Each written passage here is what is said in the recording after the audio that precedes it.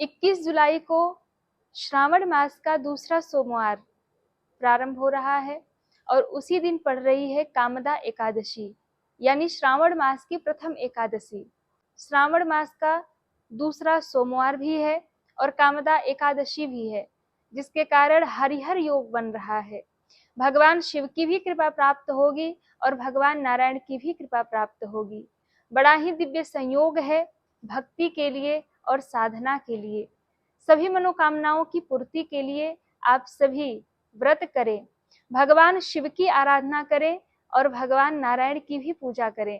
एक दिन व्रत रहने से आपको एकादशी का भी फल प्राप्त हो जाएगा और श्रावण सोमवार का भी फल प्राप्त हो जाएगा। इस दिन बड़ा ही सुंदर योग बन रहा है, हरिहर योग।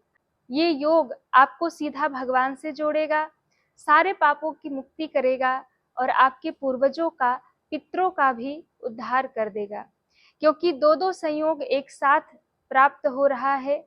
हरि की भी कृपा और हर की भी कृपा एक साथ हम सभी को प्राप्त हो रही है।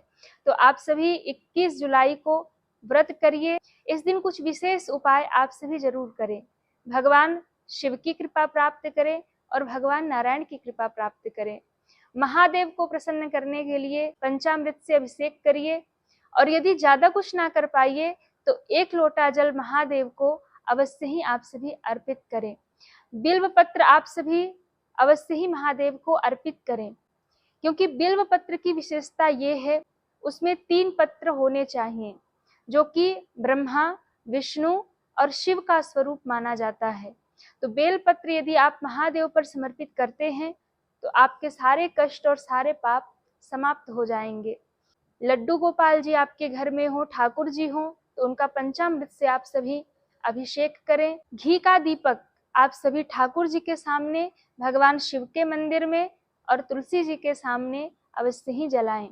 ओम नमो भगवते वासुदेवाय मंत्र का जाप आप सभी अवश्य करें। भगवान शिव को बिल्व पत्र और भगवान नारायण को तुलसी पत्र अति प्रिय है।